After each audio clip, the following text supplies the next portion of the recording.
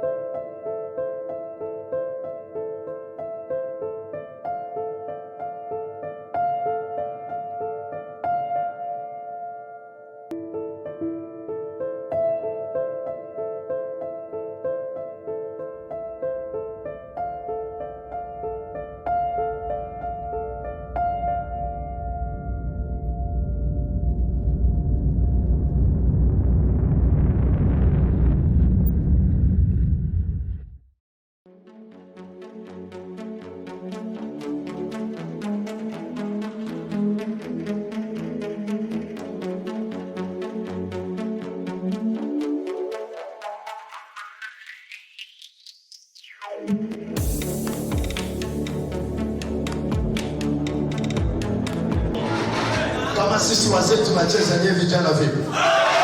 Sema haleluya. Sema haleluya. Hebu mtendee vizuri Bwana. Piga kibodi vizuri. Sawa.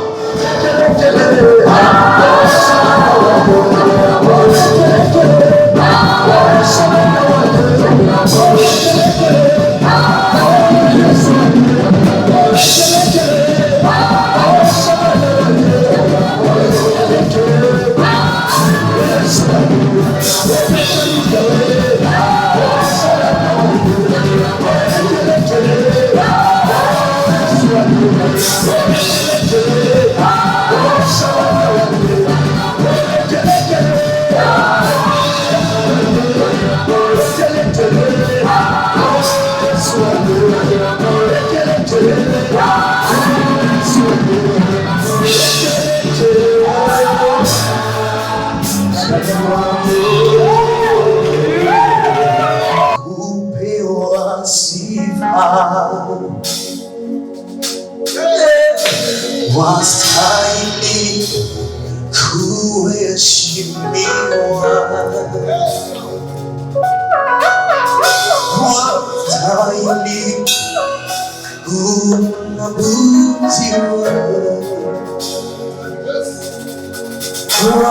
wastahili kupewa sifa. Hallelujah, wastahili kuheshimiwa, wastahili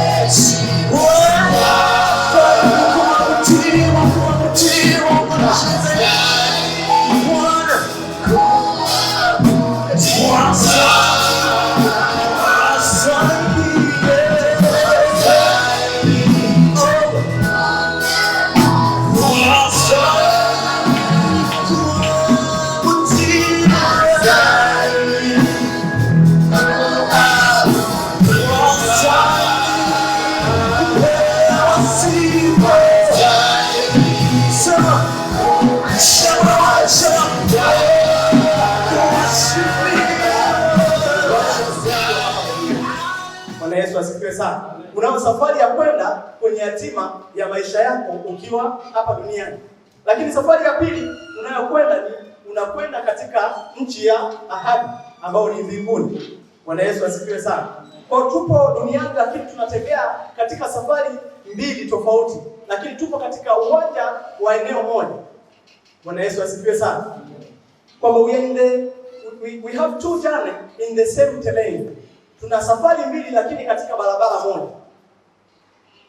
Safari ya kwanza ni kwenda kwenye hatima ya maisha yako. Lakini safari ya pili ukiwa hapa duniani unakwenda kwenye nchi ya ahadi ambayo ni mbinguni. Bwana Yesu asifiwe sana. Maandalio ya kwenda mbinguni yanafanyika ukiwa hapa duniani.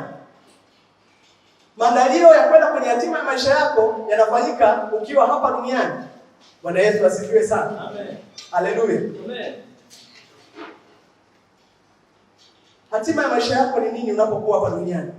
Hatima ya maisha yako ni ule mpango kamili wa Mungu. Kwa nini umezaliwa?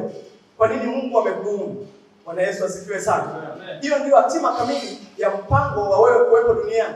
Sasa tunapata tabu sana tukiwa vijana ama tukiwa watu tuliyemgeukia Mungu kuzitambua hatima za maisha yetu. Tunapata shida kutambua nini kile Mungu ametuitia tunapokuwa duniani. Kusudi la Mungu kwenye maisha yetu ni nini? Hiyo ndio hatima yetu inayotufanya sisi tunaendelea kuwepo hai mpaka wakati una saa hizi. Bwana Yesu atusaidie sana. Bwana Yesu atusaidie sana. Unapokuwa nje na mpango wa Mungu, maana yake uko upotevuni, uko sehemu ambayo sio sahihi, sehemu ambayo haikupeleki katika hatima ya maisha yako. Bwana Yesu asifiwe sana. Amen. Haleluya. Amen. Nje na mpango wa Mungu ni upotevuni. Kwa sababu Mungu ndiye anayetuwazia mawazo mema, anatuwazia mipango iliyo mema. Na destination mbili. Ya kwanza ni kuelekea kwenye hatima ya maisha yako. Lakini ya pili ni kuelekea katika nchi ya ahadi. Kwa hiyo unamhitaji Mungu, ninamhitaji Mungu kufikia kwenye hatima ile ya maisha yako. Unamhitaji Mungu kufikia ile nchi ya ahadi ambayo ni mbinguni kwa sasa. Bwana Yesu asifiwe sana. Tungekuwa zamani tungesema nchi ya ahadi ni Kanaani. Ile ilikuwa ni ya wana wa Israeli. Haleluya. Utaona wana wa Israeli walipopita maeneo mbalimbali, lakini utaona watu waliomhitaji Mungu kwa sana ndio wale waliopata nafasi ya kufikia ile nchi. Bwana Yesu asifiwe sana. Kwa hata sisi tunamhitaji Mungu ili kufikia ile nchi aliyotuahidia mwenyewe. Anasema nyumbani mwa baba yangu kuna makao mengi. Ameenda kufanya makao kwa ajili yetu. Hiyo ni ahadi Yesu ambayo aliwaachia wanafunzi wake. Wanafunzi wake leo hii ni mimi na wewe. Bwana Yesu asifiwe sana. Ndio maana tunapokuja ibadani tunakuwa na kalamu na karatasi, kwa maana ya kwamba mwanafunzi lazima aandike kile anachofundishwa. Haleluya. Na kile unachofundishwa unaenda kumfundisha mtu mwingine. Mchungaji mmoja akasema huduma pekee ambayo inazalisha huduma nyingine ni ya wanafunzi. Mwanafunzi ukimfundisha ataenda kumfundisha mtu mwingine, anazalisha mwanafunzi mwingine. Bwana Yesu asifiwe sana. Wewe ni mwanafunzi unafundishwa, unapoenda kumfundisha mwanafunzi mwingine, naye anaenda kumfundisha mwanafunzi mwingine. Kwa tunaendelea kuambukizana ule uwepo wa wanafunzi, tunaendelea kuambukizana ule uwepo wa ule upako wa wanafunzi. Bwana Yesu asifiwe sana. Kwa wanafunzi ni kitu ambacho kinaambukiza. Ama uwepo ni kitu ambacho kinaweza kuambukizika. Bwana Yesu asifiwe. Anasema watu wawili watatembeaje wasipopatana? Kwa maana ya kwamba ili wapatane lazima waambukizane tabia fulani fulani ili waweze kwenda pamoja.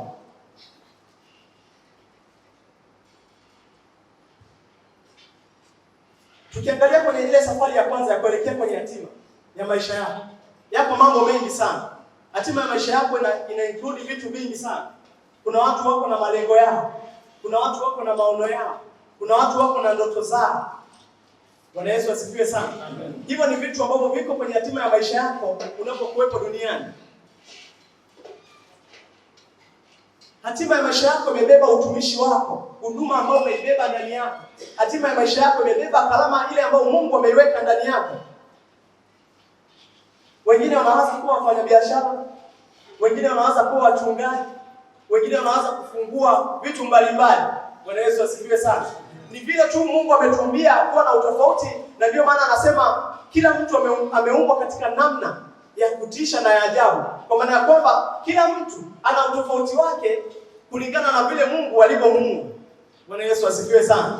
Paulo anasema wote hatuwezi kuwa walimu, wote hatuwezi kuwa wachungaji. Hiyo ni kuonyesha kwamba lazima kuna tofauti ya mtu mmoja na mtu mwingine, kwa maana ya kwamba kusudi nililolibeba mimi ni tofauti na kusudi ulilolibeba wewe, na hakuna mtu mwingine anaweza kulifanya lile ambalo nimelibeba ndani yangu, na hakuna mtu mwingine anaweza kufanya lile ambalo umewekewa wewe ndani yako na Mungu.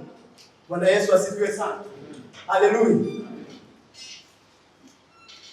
Lakini unamhitaji Mungu ili kufikia ile nchi ya ahadi, bali na hizi hatima za hapa duniani. Bwana Yesu asifiwe.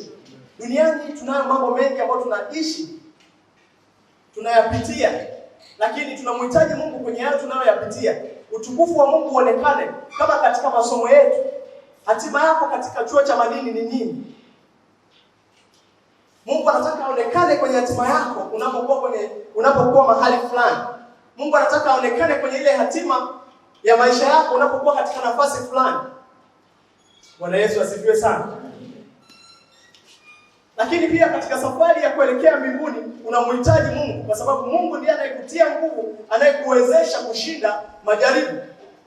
Bila Mungu hauwezi. Bwana Yesu asifiwe sana. Hatuwezi jambo lolote pasipo Mungu. Mungu ndiye anayetutia nguvu, anayetuwezesha kushinda majaribu na vingine vyote ambavyo vinatokea mbele yetu. Anatuwezesha kupitia nguvu ya Roho Mtakatifu mwenyewe ambayo inaketi ndani yetu, nasi tunapata ujasiri, tunapata nguvu, tunakwenda kuyaweza mambo yote katika yeye atutiaye nguvu. Bwana Yesu asifiwe sana. Tusome Yohana sura ya 14 mstari wa 2.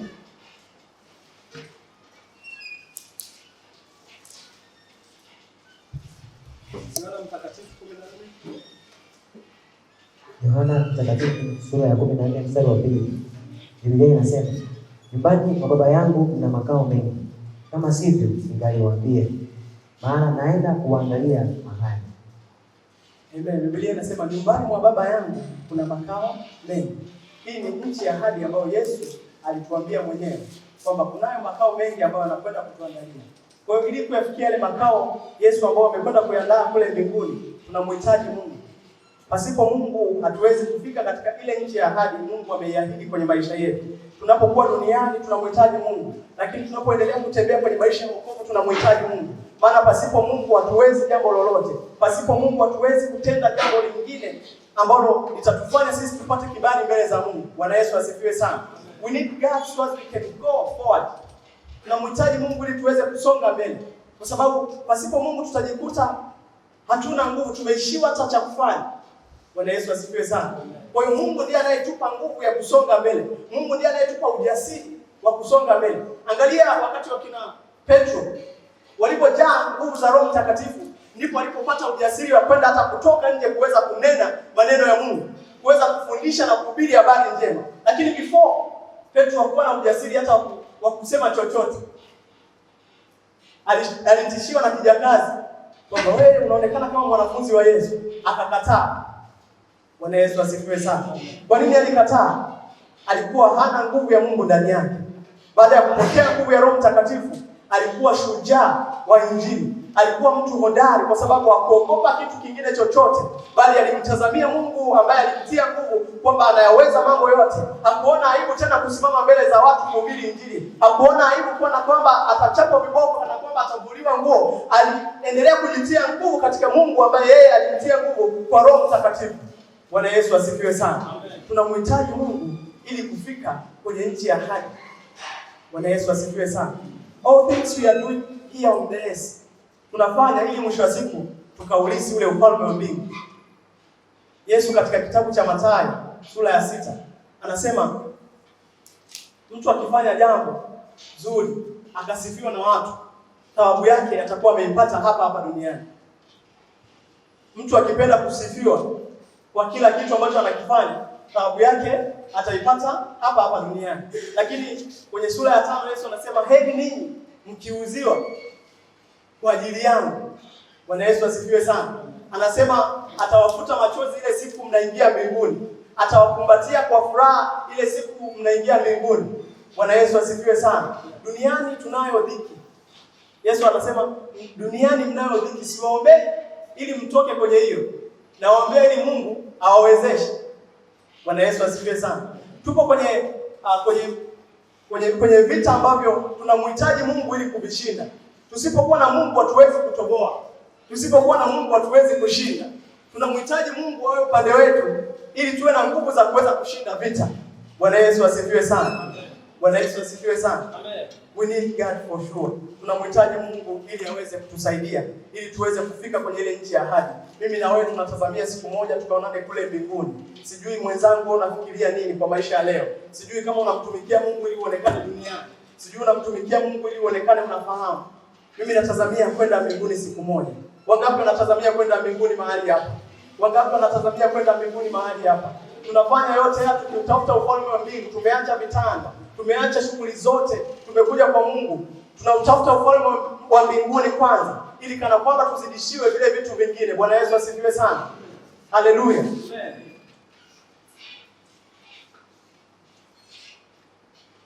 Usipokuwa na Mungu utapotea katika safari yako. Bwana Yesu asifiwe sana. Usipokuwa na Mungu utapotea katika safari yako. Utapotea kwenda kwenye hatima ya maisha yako. Utapotea ukiwa njiani kuelekea kwenye nchi ya ahadi. Bwana Yesu asifiwe sana. Utajifunza mifano mingi kutoka kwa wana wa Israeli.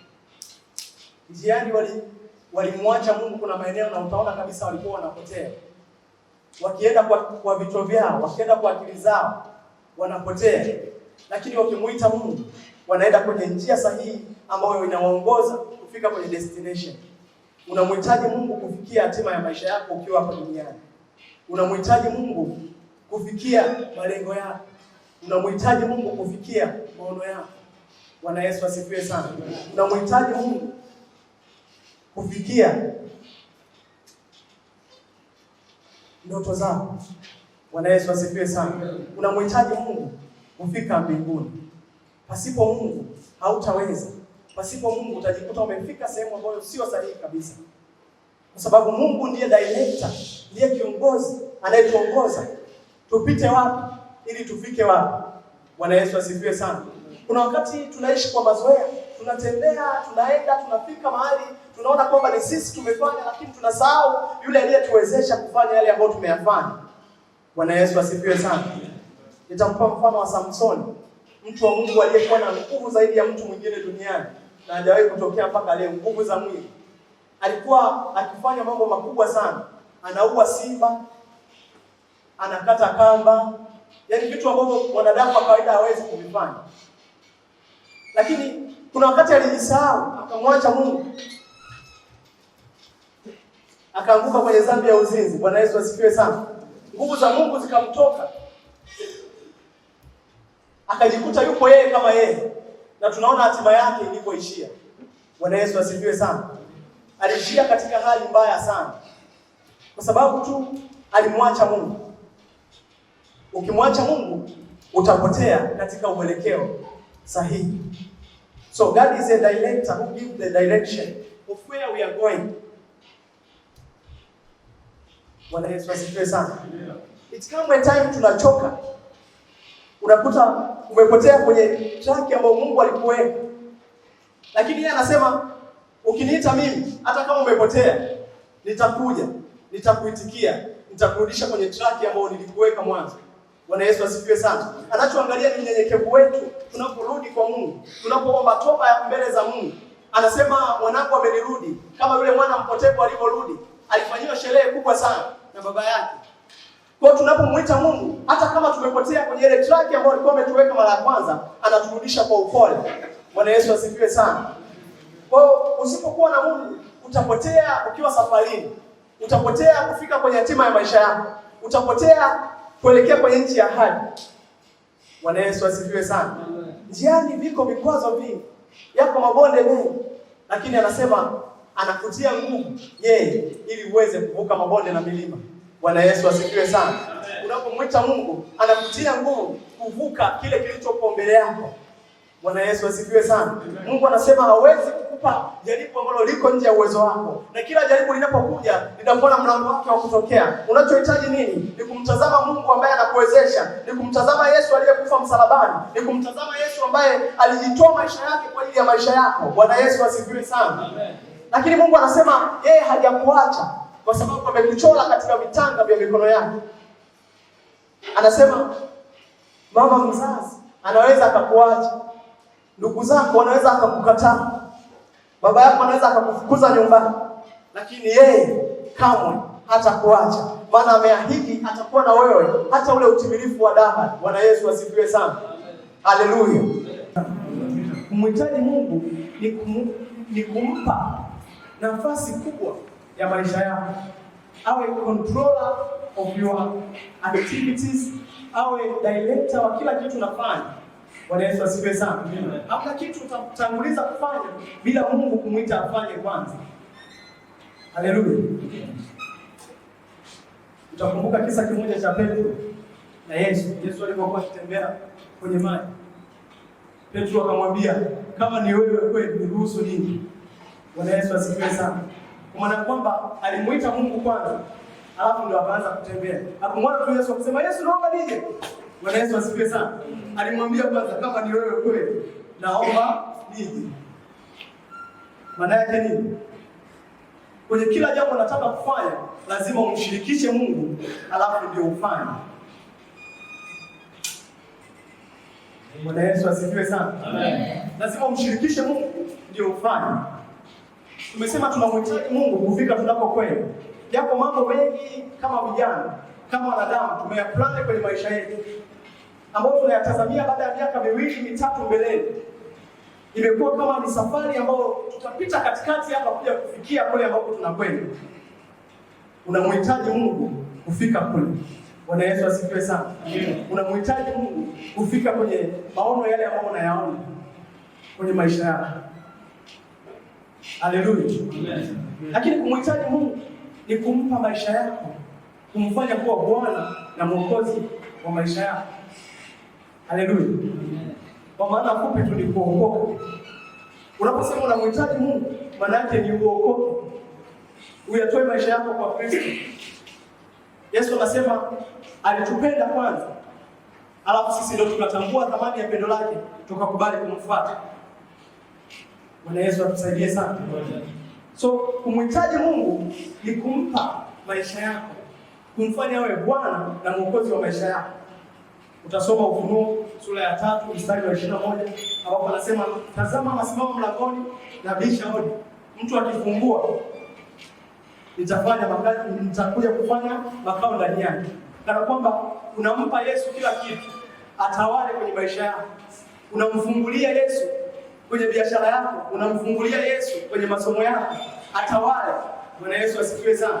Unampa Yesu maisha yako. Vile unafanya, unaacha kwanza Yesu atawale. Lakini ukisoma Yohana Mtakatifu sura ya 1 mstari wa 12 anasema, wote waliompokea aliwapa uwezo wa kufanyika wana. Bwana Yesu asifiwe sana. Kwa tunapompokea Kristo, tunapomhitaji Mungu kwenye maisha yetu, anatupa uwezo wa kufanyika watoto wake. Na unajua tu mtoto vile anapomwendea baba yake. Mtoto kwa baba hakui, mtoto kwa mama hakui, si ndio? Bwana Yesu asifiwe sana. Katika kitabu cha Mwanzo sura ya 1 mstari wa 26 na kuendelea, anasema na tuumbe mtu kwa mfano wetu. Bwana Yesu asifiwe sana. Amen. Na kwa sura yetu. Anaendelea pale anasema akatawala. Anataja vitu mbalimbali vya kutawala. Ndege wa angani, sijui vidudu vyote vinavyotambaa, samaki baharini na kila kitu. Bwana Yesu asifiwe sana. Hiyo ndio ilikuwa haja ya kwanza ya Mungu, kwamba alikuumba utawale vile vitu ambavyo alikuwa ameviweka tayari kwa ajili yako. Bwana Yesu asifiwe sana. Lakini haja nyingine ni kwamba Mungu ana kusudi ameliachilia ndani yako, ambalo ni wewe pekee ndio wa kulitimiza lile kusudi, hayuko mtu mwingine. Bwana Yesu asifiwe sana. Ndio maana pale nilipokuwa naanza nikasema tumeumbwa kwa mfano wa Mungu, lakini Mungu ameweka kitu tofauti tofauti ndani yetu. Kile alichoweka ndani yangu ni tofauti na kile alichoweka ndani yako, na ni wewe pekee wa kuweza kukifanya. Bwana Yesu asifiwe sana. Biblia inasema ile siku ya mwisho kila mtu atatolea hesabu ya maneno yake. Kila mtu atatolea hesabu ya kazi aliyokuwa anafanya duniani. Kwa maana kwamba kuna kitu cha kipekee Mungu amekiachilia ndani yako. Anahitaji wewe ukitumie, ukionyeshe ili Mungu apate kuonekana kupitia wewe. Bwana Yesu asifiwe sana. Hiyo ndio sababu ya kwanza Mungu ana haja na wewe. Fulani unapokuwa sehemu ambayo ameruhusu wewe uwepo. Bwana Yesu asifiwe. Mfano wakati mtu uko wewe unapokuwa madini, Mungu ana haja na wewe unapokuwa ama ni kanisani pale, ama ni darasani, ama ni chuoni. Mungu ana haja na wewe unapokuwa mahali pale.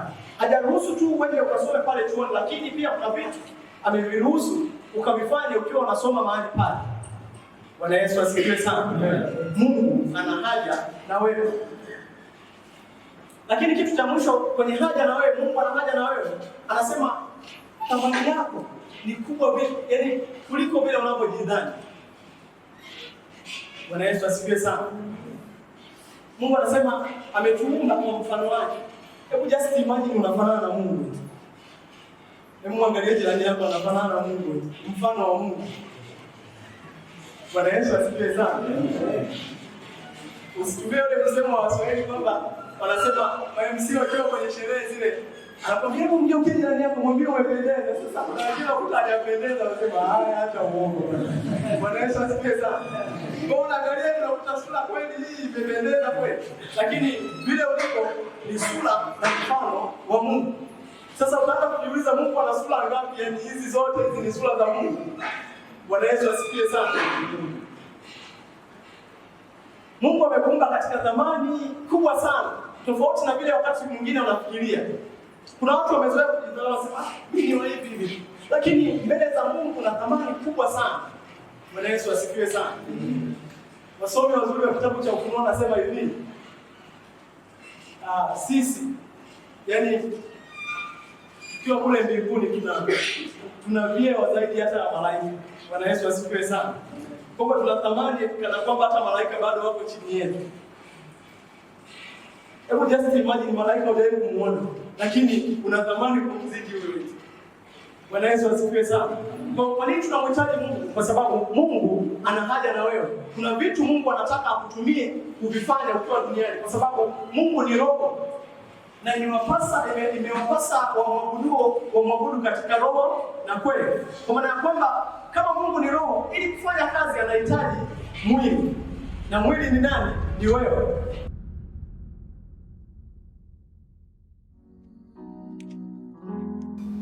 Lengo na kusudi la ujumbe huu ni Mungu anataka kukumbushe historia yako na Mungu akukumbushe kusudi lako.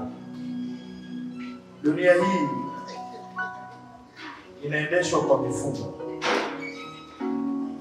Na mifumo,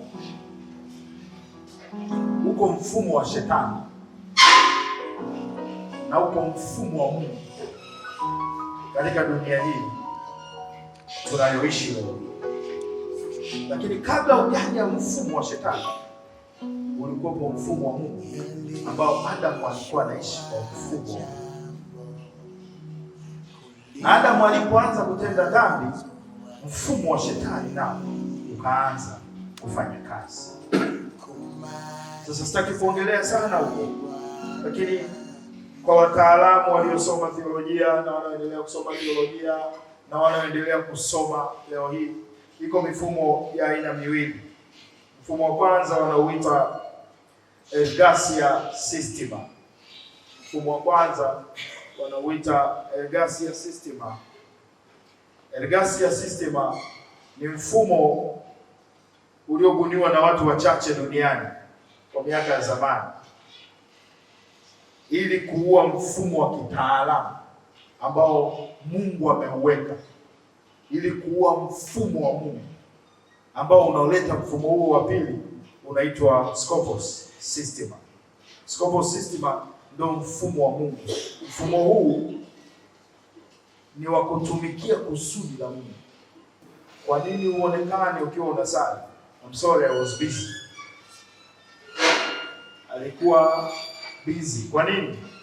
Amepewa overtime ya kazi. Bosi wake kamwandalia kazi ya ziada. Kwa wale wanaoajiriwa, kuna vitu viwili unaviuza. Unauza muda wako na unauza ujuzi wako. Kwa hiyo ujuzi wako unatumiwa na yule aliyekuajiri, na muda wako pia unauuza kwa yule jamaa. Kwa hiyo anautumia vyovyote anavyotaka, kwa sababu umeamua kuuza ili wewe upate hela, ili wewe upate kile unachotaka kukipata. Na leo watu wengi wanataka kutoka chuoni watafute ajira. Hebu nitafutieni kwenye Biblia sehemu yoyote ambayo Mungu alimuumba mwanadamu amtawale mwanadamu, kwamba nilimuumba mwanadamu ili amtawale mwanadamu. Hakuna hata siku moja. Lakini kwa sababu ya ufinyu wa akili zetu tumesahau kumtafuta huyu muumba wetu aliyetuumba. Niko chuoni hapa, sio? Ana malengo yake. Lakini usishangae, pamoja na jamaa yuko hapa anasoma masuala fulani hivi ya madini yale ya nini, ukamkuta anauza nyanya sokoni. Mwingine ukamkuta MC. Mwingine ukamkuta anauza mitumba. Mwingine ukakuta dereva. Ninachotaka kusema nini? Kwa sababu hayuko ndani ya kusudi la Mungu. Yaani utajaribu kila kazi. Unaenda hapa, utaona umekaa dakika 2-3 hapa lipo. Unachomoka. Unaenda hapa, utakaa ukaaminishiwa, bwana hata wewe unaweza ukafanya hivi, nani fulani alifanya. Hata wewe utaweza ulifanya hivi. Jamaa alichoboa. Nani? Mziki sasa hivi unalipa. Wewe piga naye mziki afu uone kama utakulipa. Unaishi ndani ya kusudi la mtu mwenzako. Mwenzako yeye kaumbwa kwa kusudi hilo. Wewe hujaumbwa kwa kusudi hilo, unakomana hiyo Mungu.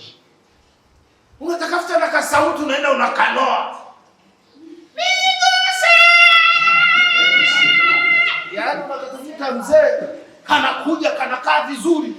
Lakini kwa sababu uko nje ya kusudi la Mungu, Mungu akukumba kwa kusudi hilo, utajitahidi mzee, utajitahidi kupasua mbawa na utapasua mpaka wakati mwingine na makoya yanapasuka.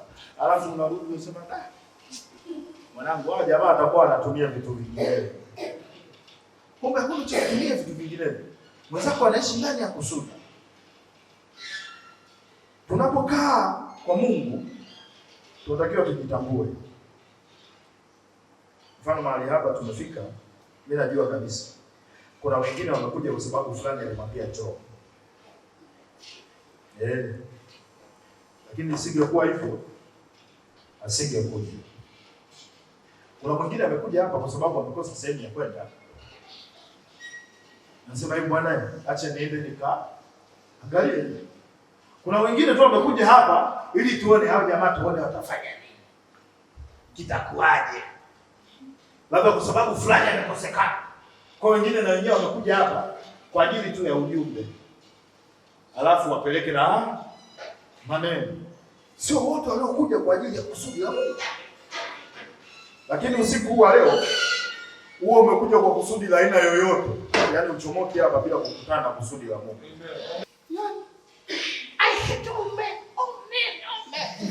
It's only that man, not all men.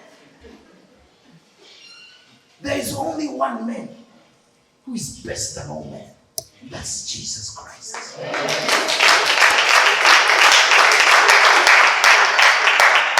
Na yeye ndio anayejua kukupeleka kwenye kusudi, mjomba. Ukitaka kujijua au ukitaka kujua product ya kitu, kamfuate yule mtengenezaji aliyetengeneza ile product. Alafu ukishaingia kwa ile jamaa atakuelezea hii inafanya kazi hii, inafanya kazi hii, inaendana na hivi. Unaijua ile product vizuri sana. Na kila product ile anayetengeneza anatengeneza menu ya kuisoma ili ujue namna ya kuitumia. Kwa kuna vitu vingi Mungu ameviinstall kwako ambavyo hujajijua kuhusu wewe. You need to consult the one who has created you. No one else. Hakuna anayekujua. Yani wewe bado hujafikia ile ambayo Mungu alikutaka uwe. Hakuna. Ukifikia pale mjomba, utaenjoy. You will never wish to become like anybody. You will wish to become the way God wants you to be. Ndio kusudi lako sasa. Ninaliachilia kusudi lako sasa. Katika mikono hiyo iliyonyanyuliwa sasa. Ninaachilia kusudi lako na nguvu yako usiku wa leo. Katika jina la Yesu Kristo. Katika jina la Yesu Kristo. Kutana na haja ya watu hawa sasa. Kutana na haja ya watu hawa sasa. Katika jina la Yesu Kristo. Katika jina la Yesu Kristo. Katika jina la Yesu Kristo. Bwana, fungua moyo wako. Karibisha ndani yako sasa. Fungua moyo wako. Fungua moyo wako. Mtakatifu anafanya kitu hapo sasa hivi. Yuko anatembea. Anachohitaji ni ushirika kutoka kwako. Kama ushirika uliotii wa kunyosha mkono wako. Liko jambo ambalo limekuwa zito kwako, nenda kulifanya kwa upesi. Liko jambo ambalo limekuwa mwanzo na mwisho. Yuko anayekuwezesha. Yuko anayekuwezesha. Yuko anayekuwezesha. Yuko anayekuwezesha.